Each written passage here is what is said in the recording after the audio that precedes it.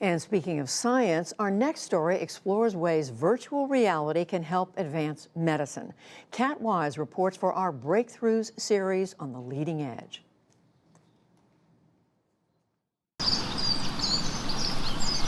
A quiet journey through a scenic woodlands, a dangerous leap between two buildings, a tour of the International Space Station, lifelike experiences made possible these days through the lenses of virtual reality headsets. The technology now used to battle evil was first used more than 20 years ago to help patients overcome phobias. Since then, virtual reality use in the medical field has come a long way. OSO VR allows you to practice modern surgical techniques anytime, anywhere. A growing number of medical schools are using VR to help students practice operating room skills. Hi, sir. What brings you to the emergency department today? To engage in realistic patient interactions and to learn the intricacies of the human body. Some hospitals are now using VR to counsel patients about complex interventions and to help reduce stress and pain during difficult procedures. Here in Oakland, California, the UCSF Benioff Children's Hospital is among the first in the country to take pediatric patients and their families on a virtual reality tour of their own brain. Straight down to it. And actually, did you want to grab it? Roughly 36 patients ages 6 to 18 have taken the virtual tour prior to having surgery for cancer, epilepsy, and several other disorders. The technology, which generates a virtual model of a patient's own anatomy from CT and MRI scans, was developed by a startup called Surgical Theater. Mom and Dad, see me? We're going all the way inside Jade's brain. The family's tour guide is also their neurosurgeon, Dr. Curtis Augusti. I tell people all the time, as I'm preparing for surgery, scrolling through MRIs, if only I could shrink myself down to this small and insert myself into this space and just take a look around. And that's effectively what you can do with this technology. Dr. Augusti has been performing brain surgeries on children for more than a decade. He's often had to convey complex information using plastic brain models, 2D images, and even paper and pen. And then I have the same conversation using VR. It's just like the clouds part, and they have just this epiphany that, oh, that's what you were talking about. It still kind of gives me goosebumps because these kids, they just really engage with it. It went into the building. They have a tactical in there too.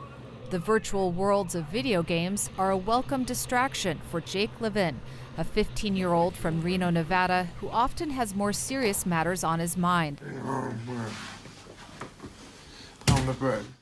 Jake has epilepsy. He's been having almost daily seizures, like the one in this home video, since middle school. Recently, they've prevented him from playing his favorite sport, basketball, competitively. But Jake and his parents finally have some hope, an upcoming surgery to remove a small area of his brain causing the seizures. Before then, they were anticipating their first virtual reality experience. When Dr. Augusti mentioned it to us, I just thought that was so cool. As strange as it sounds, I want to see the piece of tissue that's caused all these problems. I had one buddy who kept texting me saying, have you flown through your brain yet? Have you flown through your brain yet? That day finally arrived. Hello. Hey. How you guys doing? Nice to see you. Welcome, welcome, welcome. Dr. Augusti began the session by showing the family a rendering of Jake's head with electrodes that were implanted several weeks before to determine where his seizure activity was occurring. You can see how we strategically placed all these electrodes. Then it was time to go inside. You guys think you want to fly a little bit? Everybody strapped in here. Keep your hands and arms inside the ride at all times. After orienting the family in the new space. Okay, good. Now stop for a second, Mom. Look over your right shoulder. Oh, yeah. Okay, good. And then Jake and Dad, do you see Mom and me? Yep. All right, good. So here we are. Dr. Augusti led them to the trouble spot.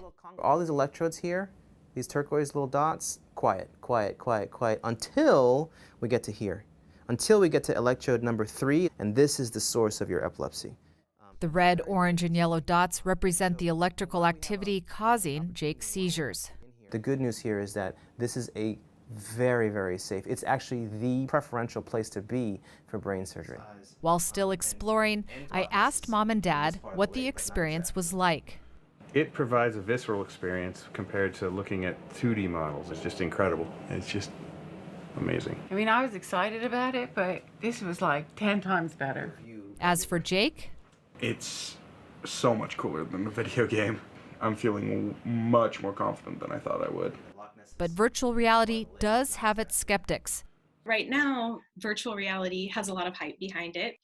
Michigan State University's Marissa Brandt has been studying virtual reality trends for the past decade. I think that there's a lot of potential benefit, but we don't want to be premature about it solving a lot of problems. If we want this to be a caring technology, we really have to make sure that it's something that's for and helps connect people, not something that's used to disengage. Dr. Augusti agrees. He's been consulting for free, for now, with the company that designed the technology, but he says his patients are his first priority. First and foremost, I'm a surgeon. I am the advocate of this child. I'm not an advocate of this technology. Those of us on the front lines, the innovators, the ones who are introducing this technology, have the most responsibility to hold on to the things that make us human beings. Face-to-face contact and being able to read someone's physical cues. Are they comfortable, are they not? That's so important. Just days after his brain tour, Jake's surgery went smoothly.